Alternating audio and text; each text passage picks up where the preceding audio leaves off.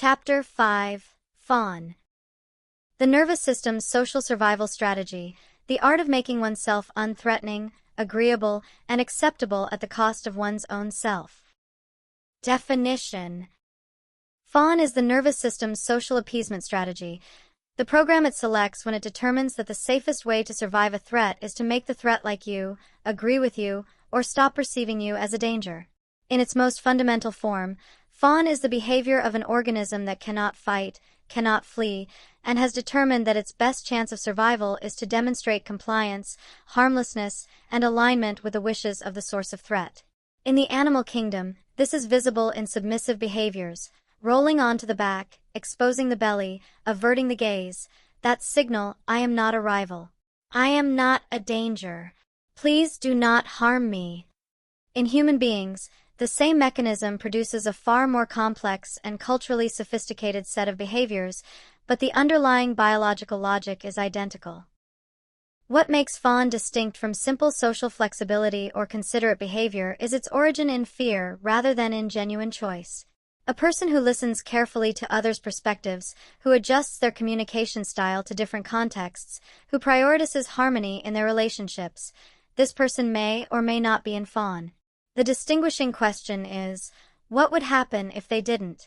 If they can genuinely choose to disagree, to say no, to hold a position that others dislike, without experiencing threat-level activation, without the flooding of cortisol, the constriction in the chest, the compelling urgency to restore the other person's approval, then their social flexibility is not fawn. If choosing to disagree triggers threat-level activation, and the compliance is driven by that activation rather than by genuine preference, then fawn is the operating program. Fawn develops primarily through relational and social threat, and it is for this reason most powerfully established in childhood environments where love was conditional, unpredictable, or dangerous. The child who learns that a parent's love and safety are contingent on the child's behavior, mood management, and compliance learns something specific and important. My survival depends on making this person happy with me. That lesson, learned at the level of the nervous system during the years when the nervous system is most plastic and most dependent on the relational environment for regulation, becomes the template from which fawn operates for the rest of that person's life, unless it is directly addressed. Neurobiology.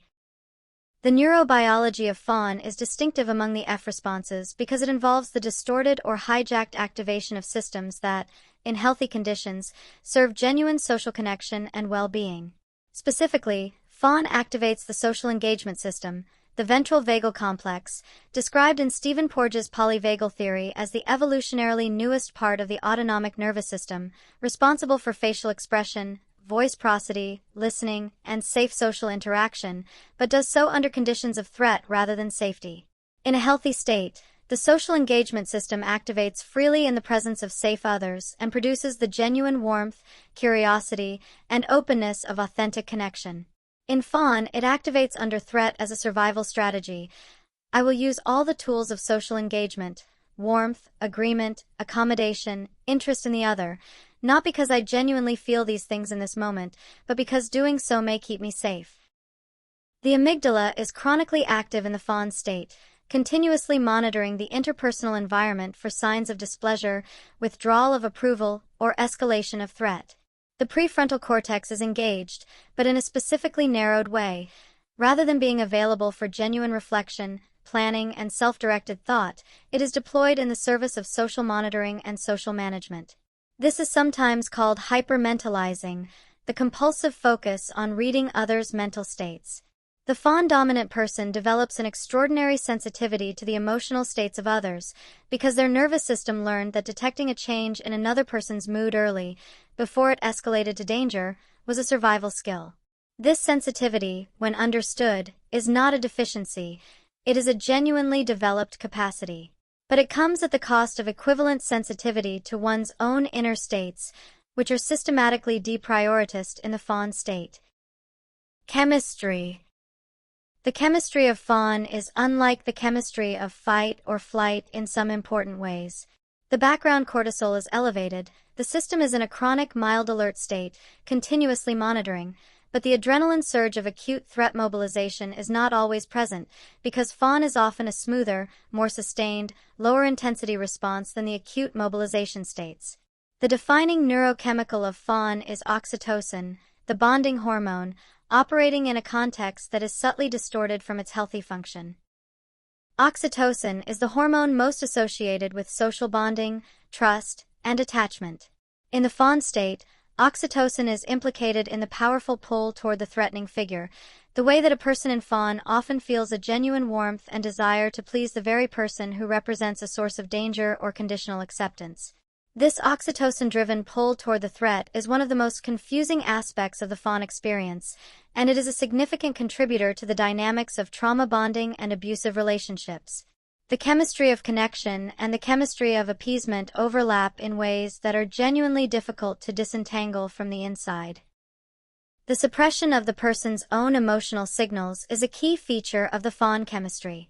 The nervous system in fawn becomes so attuned to monitoring others' neurochemical states, their cortisol spikes, their oxytocin warmth, their adrenaline tension, that its own signaling system is progressively overridden. The person in chronic fawn may genuinely not know what they feel, what they want, or what their own body is telling them, because the signal has been crowded out by decades of outward monitoring. Brain waves.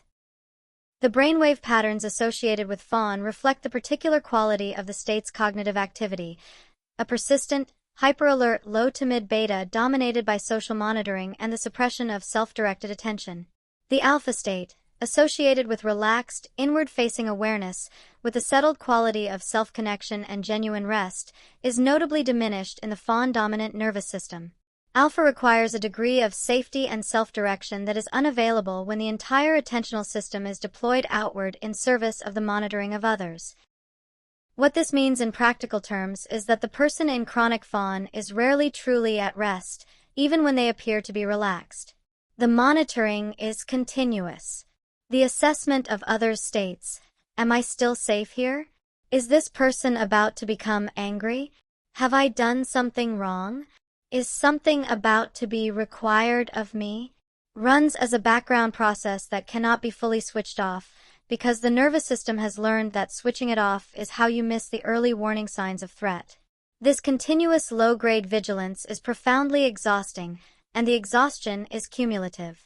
The fawn-dominant person often does not fully register how tired they are until they are in a situation of genuine safety, and sometimes, the encounter with safety is itself so unfamiliar that it temporarily produces more anxiety than relief.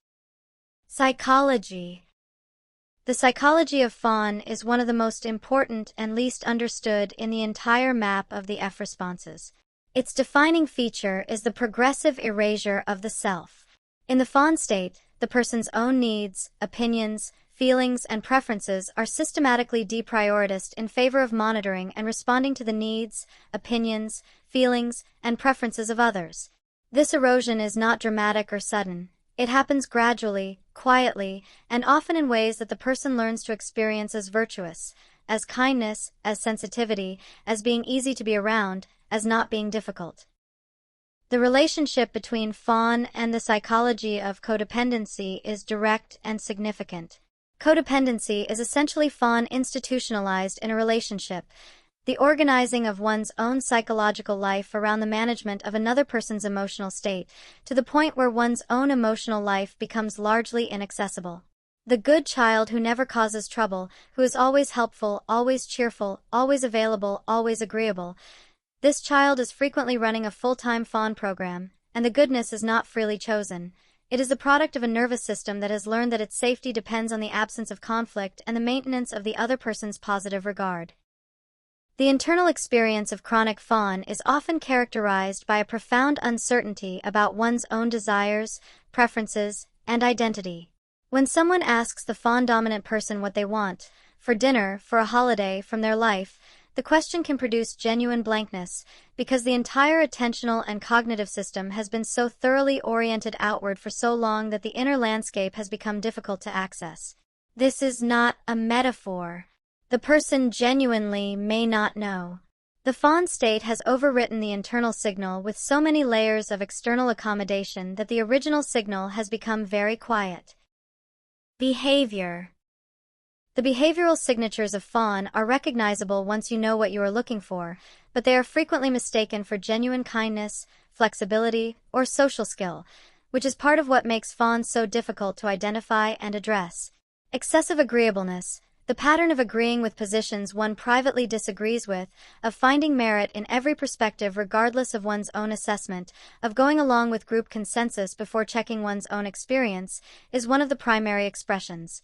Self-erasure in group settings, becoming smaller, quieter, less visible when the dynamics of the group feel uncertain or potentially conflictual, is another. The inability to say no, or the ability to say it but only with extreme anxiety, extensive justification, or immediate retraction when the other person expresses any disappointment, is a central Fawn behavior. Chronic over-apologizing, saying sorry for things that do not require an apology, for taking up space, for having an opinion, for being in the way, is the verbal expression of the Fawn system continuously signaling harmlessness and deference. Flattery, quick compliance, the instinctive softening of one's own position the moment any resistance appears, the tendency to give others the final word even on matters of fundamental personal importance, all of these are expressions of the same underlying program. More subtle Fawn behaviors include laughing at jokes that are not funny, agreeing enthusiastically with positions one privately finds questionable, and the compulsive anticipation of others' needs before one's own, offering help, comfort, solutions, and resources before being asked. Not from a place of genuine generosity, but from the anxious monitoring of what might be needed before the other person has to experience any discomfort that might reflect badly on the Fawn-dominant person's care. And attention. The Fawn-dominant person is often the most attentive, the most helpful, the most accommodating person in the room, and they are also, frequently, the most exhausted and the most invisible. Spiritual and inner experience. The inner experience of chronic Fawn carries a particular quality of loneliness that is distinct from other forms of isolation because it is experienced in the company of others. The Fawn-dominant person is often surrounded by people, often liked, often depended upon, often sought out, and yet profoundly alone, because the version of themselves that is present in relationship is not their actual self but a carefully constructed and continuously maintained performance of whatever will keep the connection safe. The genuine self, with its real opinions, its real needs, its real anger, its real grief, has learned to stay very quiet. The experience can feel virtuous from inside the Fawn state, which is part of what makes it so persistent. Selflessness, sensitivity, kindness, humility. The Fawn-dominant person often genuinely identifies with these values, and they are not wrong to do so. The values are real. But the basis of the behavior is not those values, it is fear. And the difference between genuine kindness offered from fullness and appeasing behavior offered from fear is enormous, even when the external behavior looks identical. Many spiritual communities and traditions have inadvertently reinforced Fawn by teaching that the diminishment of the self is inherently spiritual, that putting others first is always virtuous, and that having personal needs or preferences is a sign of ego. For someone already running a Fawn program, these teachings can deepen the pattern under the cover of spiritual authority. What begins to happen when a person who has lived for years in Fawn first encounters their own authentic response is sometimes shocking to them. The first genuine no. The first spontaneous expression of a preference that might not be welcome. The first experience of being in a conflict and not immediately rushing to smooth it over. These moments can feel not like liberation but like catastrophe, the nervous system registering them as the very violations of social safety that the Fawn program was designed to prevent. The path through this moment requires both relational safety and extraordinary self-compassion. Mechanisms. Fawn is maintained by a set of interlocking mechanisms that are mutually reinforcing and self-sustaining. The most fundamental is the hypervigilance to others' micro-expressions, tone, posture, and emotional signals that the Fawn-dominant nervous system has learned to run continuously. A slight tightening around the other person's eyes, a fractional drop in vocal warmth, a brief hesitation before responding, any of these microsignals is sufficient to trigger the Fawn system's corrective response. More agreement, more warmth, more accommodation, more effort. This hypervigilance is not a character trait, it is a learned survival skill, and it is a genuinely impressive achievement of perceptual calibration. The problem is not the sensitivity but its application in the service of threat management rather than genuine connection. Early attachment experiences are the foundation on which the Fawn template is established. The child whose emotional safety was contingent on managing a parent's emotional state, who learned to read their parents' moods, to adjust their own behavior accordingly, to suppress their own needs in service of maintaining the parent's equilibrium, is a child learning Fawn as a primary attachment strategy. This learning is encoded at the neurological level during a period of maximum plasticity. It is not later overridden by intellectual understanding. It must be addressed at the same level at which it was learned, the bodily, relational, and experiential level. Intermittent reinforcement is perhaps the most powerful mechanism for sustaining Fawn. Intermittent reinforcement, the pattern in which a behavior is sometimes rewarded and sometimes not, on an unpredictable schedule, produces the most persistent, most resistant to extinction patterns of any reinforcement schedule. The Fawn strategy does not always work. The appeasement is not always rewarded with the safety that was sought. But sometimes it does work, and sometimes it is enough. The nervous system, learning that the strategy is occasionally effective, continues to run it even when the odds of success are poor, because the cost of not trying, the possibility of the threat escalating, is too great to risk. Triggers. The triggers for Fawn activation are predominantly relational and social. The most powerful is perceived displeasure in another person, the sense that someone is unhappy, disappointed, irritated, or withdrawing warmth. For the Fawn-dominant nervous system, this signal is not simply uncomfortable. It registers as a threat of significant magnitude, triggering the same urgent corrective activation that a physical threat would trigger in a fight-dominant system. The person may not even be consciously aware that they have shifted into Fawn. The accommodation, the softening, the increased warmth and agreeableness may occur automatically, driven by the nervous system before the conscious mind has formulated any opinion. Raised voices or sharper tones are powerful Fawn triggers, as are signs of conflict or tension in the relational environment, the withholding of approval or warmth, situations involving authority figures or people who hold power over the Fawn-dominant person's security, and any interpersonal context that echoes the original relational dynamics in which the Fawn pattern was established. Crucially, Fawn can be triggered not by actual displeasure but by the mere possibility of it, by the anticipation that something the person is about to say or do might generate a negative response. The Fawn nervous system is not simply reactive to present signals. It is proactively managing for imagined future threat, adjusting and accommodating in advance to prevent the displeasure from ever occurring. Variations. Fawn presents in a wide range of variations, from the most obvious and pervasive to the most subtle and covert.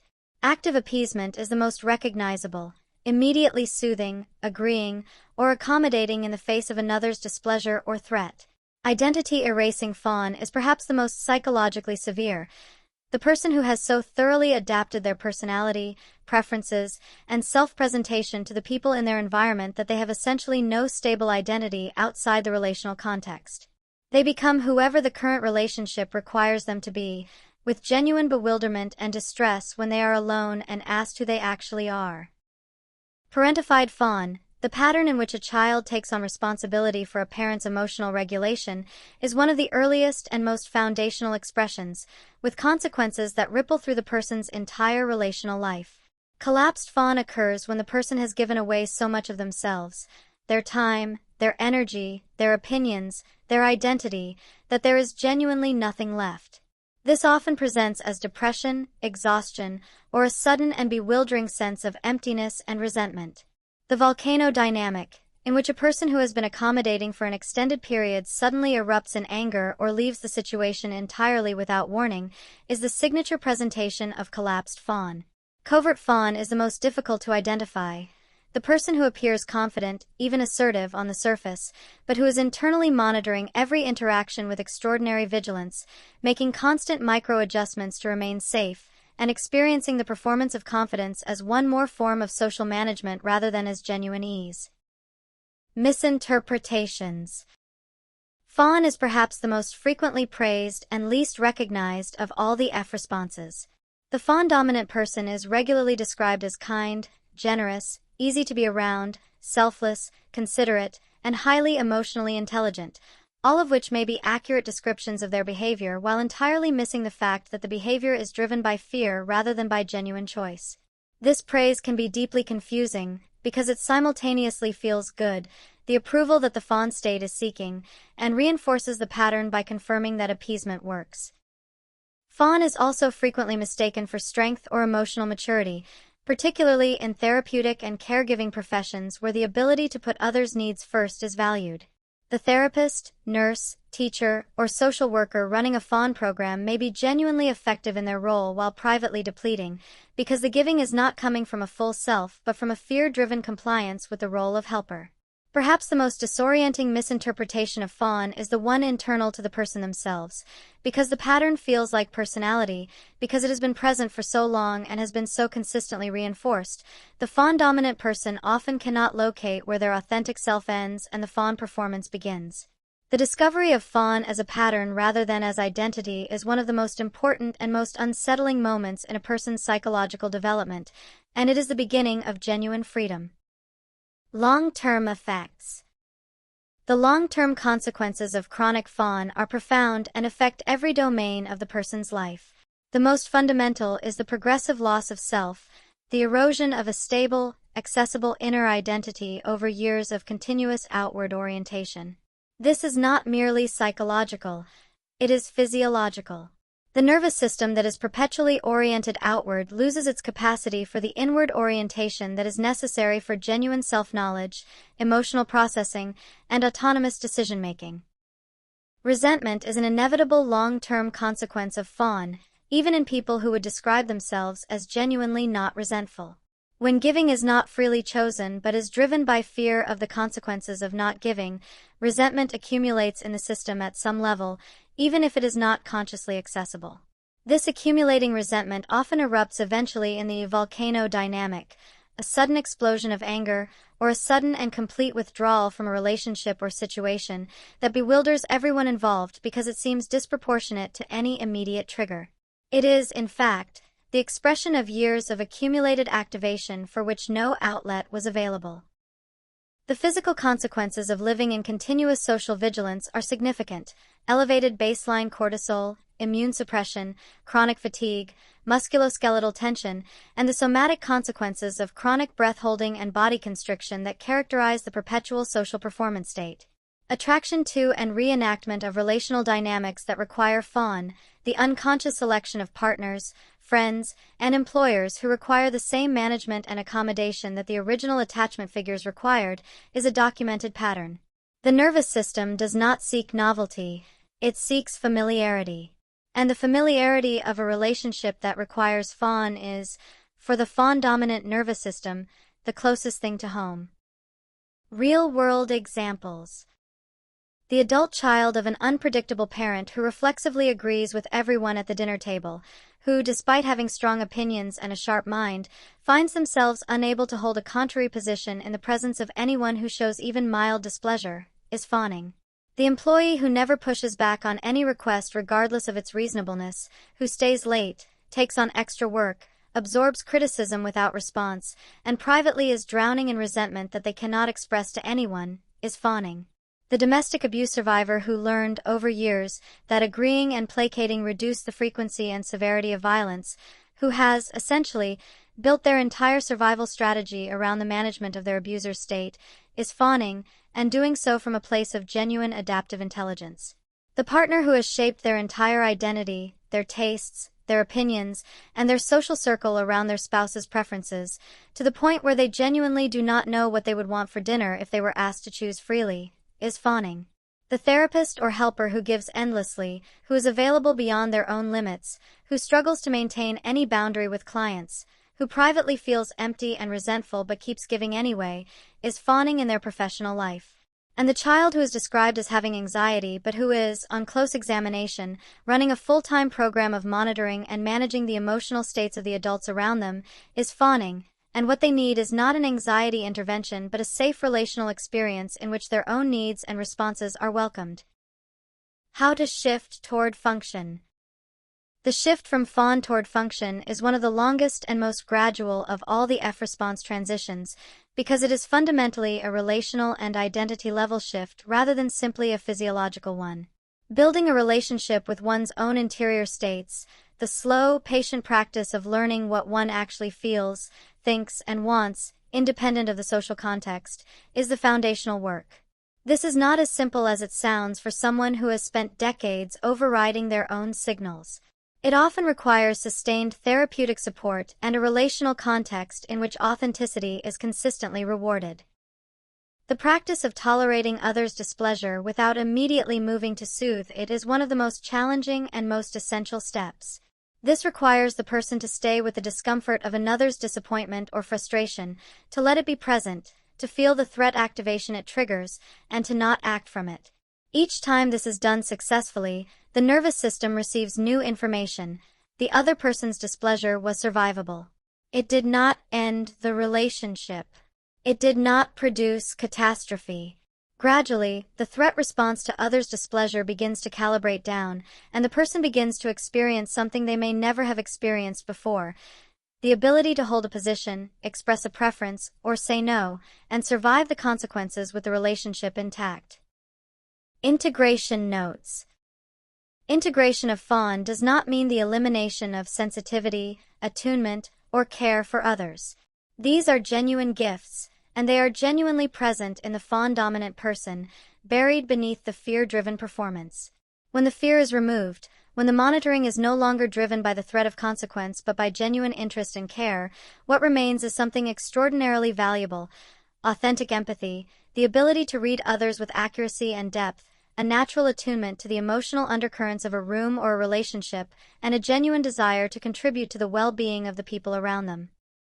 Integration means that these qualities become expressions of a full self rather than compensations for the absence of one. The person who once could not disagree now disagrees when disagreement serves truth or relationship. The person who once could not say no now says it when no is the honest and caring response. The person who once managed other states compulsively now offers care freely, from a place of genuine choice, and can also receive care in return. This is not the end of their sensitivity, it is the beginning of its genuine expression.